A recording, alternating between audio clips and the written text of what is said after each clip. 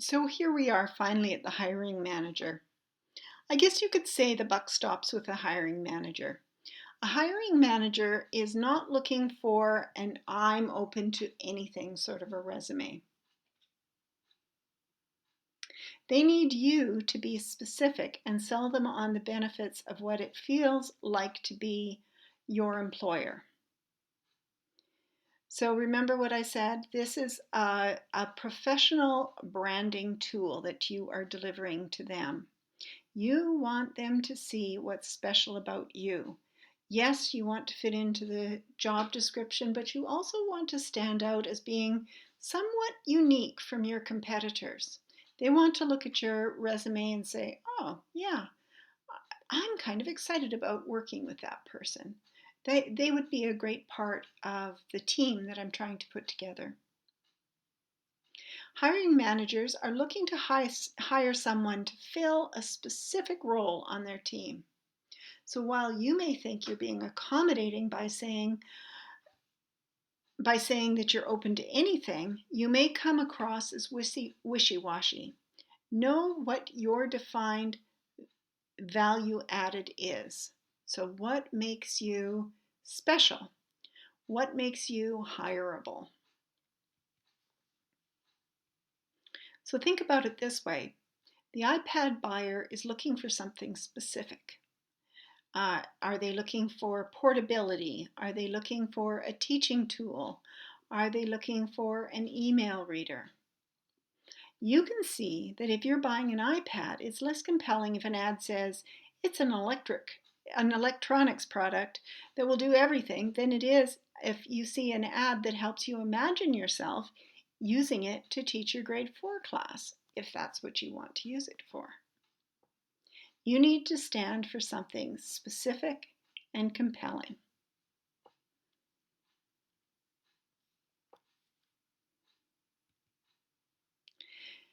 And then finally, we have the applicant tracking system, or the ATS. Now, the applicant tracking system probably doesn't come at the end, but it's not necessarily clearly defined where it does come. It might be that initial screener instead of having an intern or some other low-ranking employee, or it might be something that the recruiter uses as a tool to further uh, filter the applications. Or if it's a smaller company and you have one person, a hiring manager, dealing with all of the resumes, it might be a tool that the hiring manager uses to weed out the first uh, the first 100 resumes or the first 200 resumes so that it's possible for them to get through all the rest. So the applicant tracking system will likely be an earlier screener, but it will depend on the organization that you're applying to.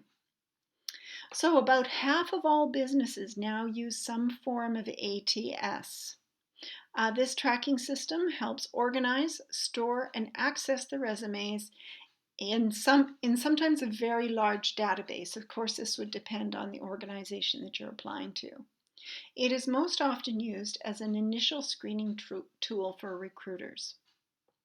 So, while of course you want your resume to stand out, ATS requires a straightforward presentation that focuses on the right words.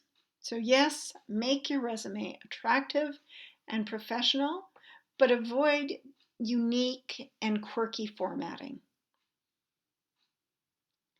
So you really want to avoid crafting a resume that could get mangled by an ATS. I mean, it's just common sense.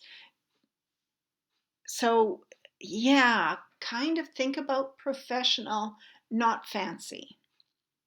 Avoid special characters, avoid emojis, fancy arrows, musical notation, that sort of thing. Keep the formatting professional but simple.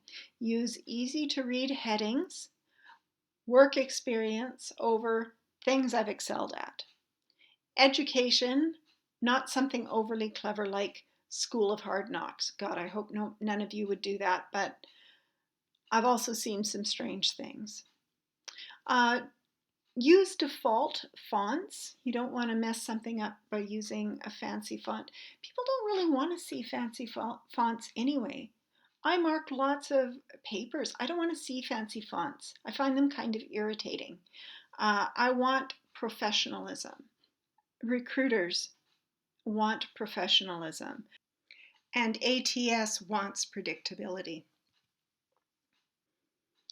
So, in conclusion, your resume, like any other document, needs to consider purpose and audience. Your purpose is to get an interview. So your resume should not cover everything under the sun. It needs to be strategic. Think of your audience. Your audience is possibly an ATS, quite often a screener, perhaps an independent or a company recruiter, and then of course a hiring manager. So how do you give all of these audiences what they are looking for? Make sure that you are thinking of your resume as a professional branding tool. Make sure that it's not so broad that it gets lost. Make sure that you are showing in your resume something that gives your potential employer an idea of why you stand out, why you fit the profile they're looking for, but you are also just a little bit more interesting than the other 500 applicants. Highlight achievements that support your professional message, and make sure that every achievement that you list delivers the message that you will be a benefit to your future employer.